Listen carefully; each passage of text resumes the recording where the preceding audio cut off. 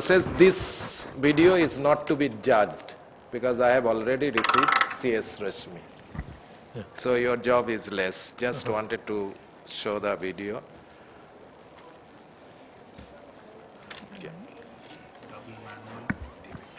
बहुत ही कम हो गया. Increase. We do not have any financial interest to disclose. This is a story of a 62-year-old male one-eyed farmer who presented to us with pain, redness, and decreased vision in his only seeing eye for the past 2 months. On examination, his vision was only light perception, and in view of a large non-responding corneal ulcer which was threatening the limbus, we decided to go for urgent therapeutic keratoplasty.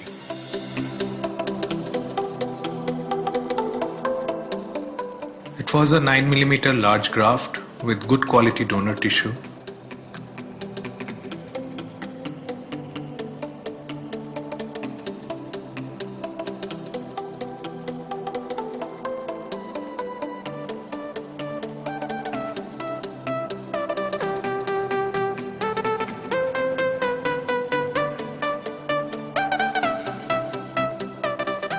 Lens was not disturbed.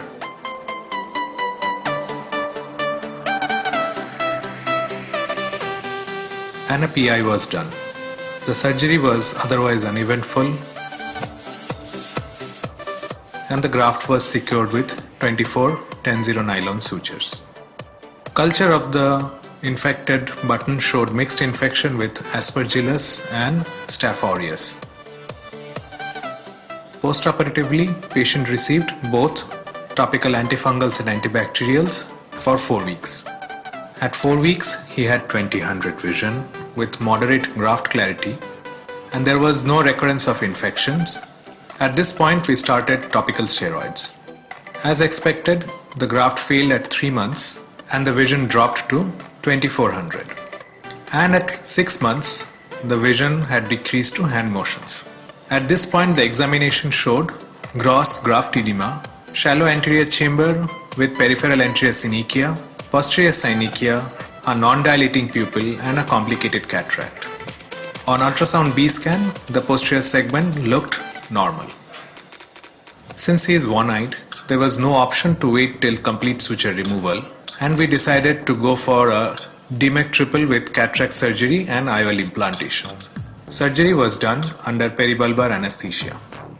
After removal of epithelium, the clarity improved a bit. Since phaco is difficult, we went for a manual small incision cataract surgery with a superior incision. 2 side ports are made, taking care of the graft host junction. A cohesive viscoelastic is injected into the anterior chamber, and then peripheral synechia was released.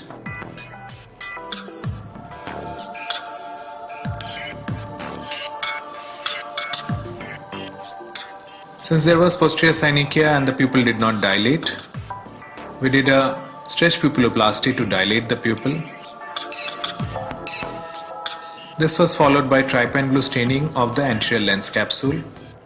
A 6 mm corneoscleral tunnel was made with crescent blade, and then AC entry was done with angular keratome. After deepening the anterior chamber with more viscoelastic, we carefully did the capsular excess.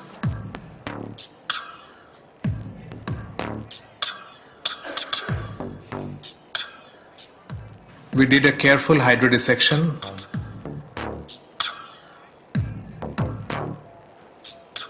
and the nucleus was prolapsed into the anterior chamber using 2 Senske hooks. More viscoelastic was injected behind the nucleus to make space, and the nucleus was delivered with the help of irrigating vectors. Then epinucleus was removed and cortical wash was done with Simcoe cannula. A 3-piece foldable IOL was implanted in the bag.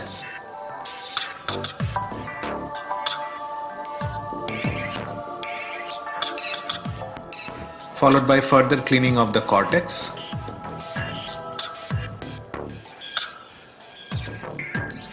A 7mm DM scoring was done well within the graft host junction.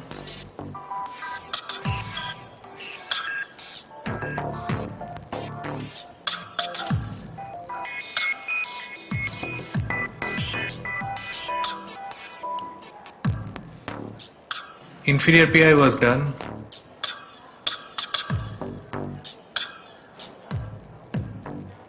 Donor preparation was done by the surgeon.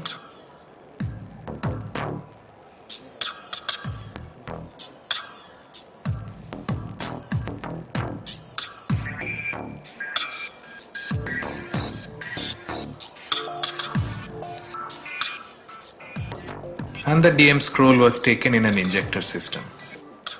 Before injecting, however, the main incision was secured with 2 sutures so that the tunnel length is reduced.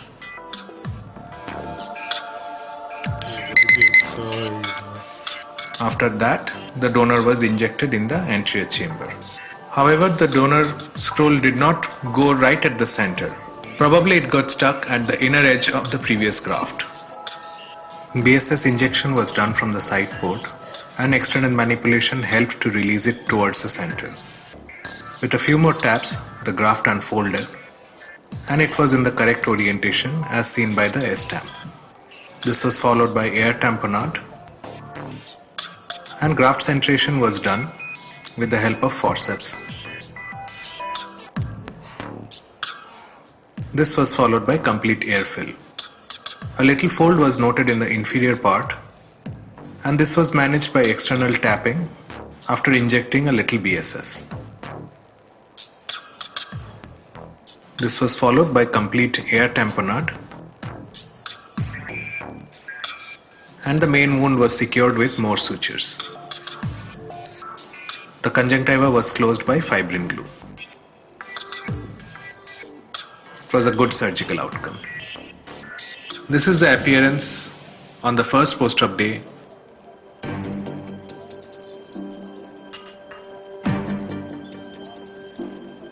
And at post-op day 7, the graft edema is decreasing. Post-operatively, after 3 months, patient regained vision of 20/60. Cornea was clear and compact, with an endothelial cell count of more than 2000 per millimeter square.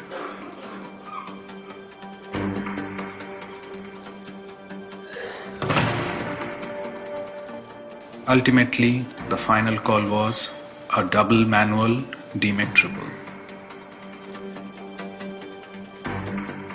Thank you for watching. Thank you.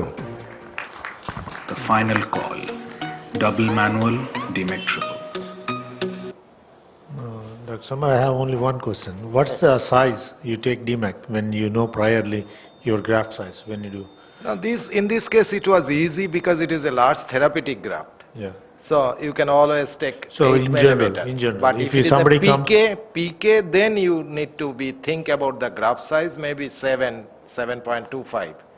But 1 millimeter less than the graft. post-graft junction, because centering is, in these cases, because the iris is totally distorted and pupil is distorted, AC anatomy disturbed. So if you take a little lower, Small size. smaller size, your graft attachment will be assured. Thank you very much. She wants to ask some question. Yeah, go ahead. How was the IOL power calculated? This is a good question. IOL power, we actually take the axial length, in these cases, axial lengths and standard K, because the corneal edema, not even this case, in presence of any cornea standard, we take 45 cornea K. And in this type of cases, we know if the patient is getting somewhere at 636, 624 vision, that is enough for this kind of patient. Thank you. Okay, since this was a non-competitive, it's fine.